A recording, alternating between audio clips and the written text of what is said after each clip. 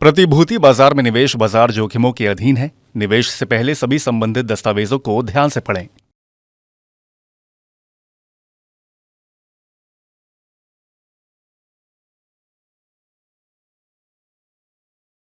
In fact, if you look at the classic investment advice given for building wealth, right? Buy low, sell high, right? It sounds quite easy, buy low and sell high. Exactly, right? Common sense suggests that this should be the, what every investor should be following, right? Whatever asset classes, they are investing in, so on and so forth. Now, what we have seen is, even though this is the advice, generally it generally happens the other way for most investors. They buy high and sell low. What are you saying? They buy high and sell low. Sell low. Why would they do that?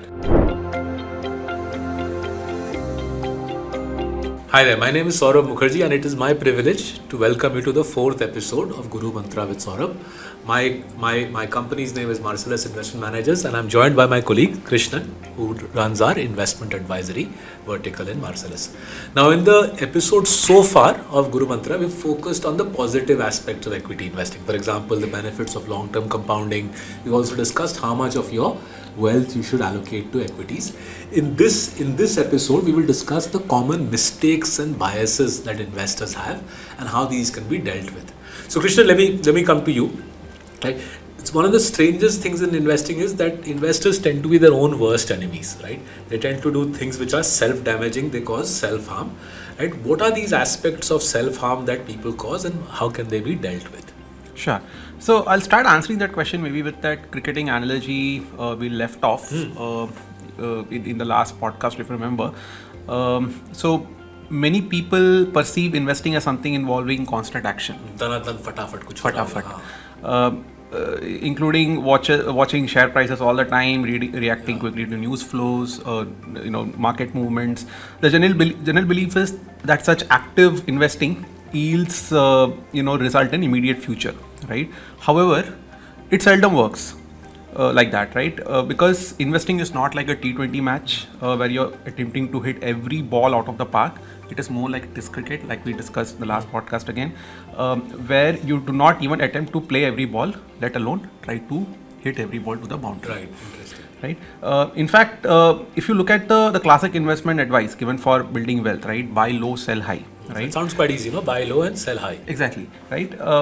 Common sense suggests that this should be the, what every investor should be following, right? Whatever asset classes, they are investing in, so on and so forth. Now, what we have seen is, even though this is the advice, generally it generally happens the other way for most investors. They buy high and sell low. What are you saying? They buy high and sell low. Sell low. Why would they do that? Right. This is due to a combination, again, different reasons, but maybe external noise around the investor, emotional biases of the investors themselves, right? Because all of us are human beings, right? We have our own biases, emotions, etc. And one way to think about this is, in one way this manifests itself is what is known as the fear of missing out, or what is called as FOMO, right? Where,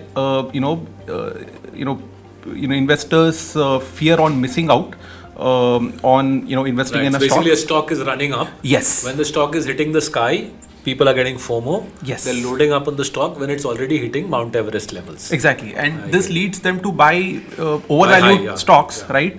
Because they fear on missing out on future prices. Family mein baat chal rahi hogi, friends are talking about it. Mohalle mein gapshap chal raha hai. Exactly. Right. So the advice is to buy low, sell high, and you end up incurring losses by doing exactly the reverse, right?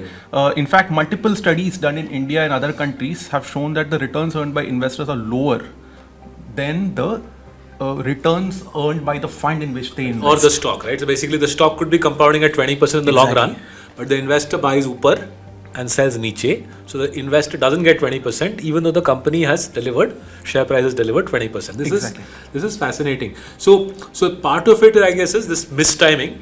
Rather than buying low and selling high, they're buying high and selling low. So part of it is that. What else is happening which damages investors' returns? Yeah, the other problem is the frequent trading, right? Because like I said, right, you essentially you have this, burning desire to do something, and you think that doing something will give you positive returns, will generate positive returns, right? So, in fact, too much trading and chasing returns based on news of the day is, again, there is a, one way to think about this is, there's a SEBI report which was published in January 2023, which said that approximately 9 out of 10 traders, right, in equity futures and option market, they lost money in FY22. Because the transaction cost depleted their wealth. Yes. So, not only transaction cost, but again, frequent trading. Acha. Right.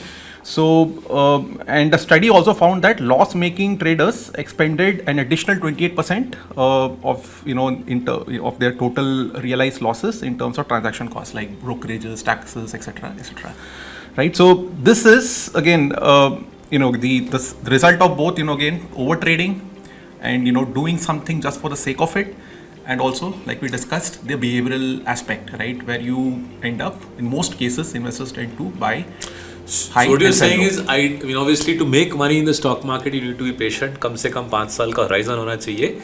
But if you can't be patient, at least don't enter the stock market and do trading. Because if you enter the stock market and do trading, 90% probability, basis SEBI वाला data, 90% probability कि आपका पैसा डूबेगा, and therefore frequent trading is the ill to be avoided. If you can't be patient, आपसे 5 साल अगर धैर्य नहीं रखा जाता, आप stock market में निवेश मत कीजिए. Worst thing to do is coming and entering and doing lots of trading. Now, is there a patient rules-based approach to investing that we can give the viewers of this podcast? Sure. So, we have a strategy called MeritorQ, which is an advisory offering, from Marcellus, which follows a disciplined rules-based investing approach. And this is an offering which is which is available to retail investors. The rules in MeritorQ, they are based on good investing principles and are designed to address risks specific to investing in Indian companies. And the investment objective in MeritorQ, to put it simply, is to invest in good, clean companies with strong balance sheet and which are consistently profitable, right? And to buy them at prices below their intrinsic value, right? And we do this regular, in a very systematic and and we repeat this process, regularly. What we call as rebalancing. This rebalancing happens on fixed dates every year according to the portfolio construction rules. The main advantage of this approach, and again, what makes it very relevant to what we are discussing is this is a completely transparent rules-based approach, right? And it completely avoids any emotions and biases. So, अगर election result आया, GDP growth ज़्यादा आया, युद्ध हो गया, you don't get involved in buying. You don't get involved in anything, right? All we are focused is on buying good companies and staying invested over a long period of time. So, folks, there you have it. Successful investors, successful investing should be about as exciting as watching paint dry, right? Successful investing does not have an excitement quotient. Excitement के लिए there are other things to do in life. Equity investing is about patience. It is by definition meant to be boring. Successful equity investors end up being able to stay invested in the same stocks for long periods of time, at the very least for 5 years. Krishnan has come up with a method for rules-based investing called MeritorQ. If you can adopt the MeritorQ rules, brilliant. But what you shouldn't do is come into the stock market and do lots of buying and selling, because that's a guaranteed destruction of wealth. That's it for us in this episode of the podcast.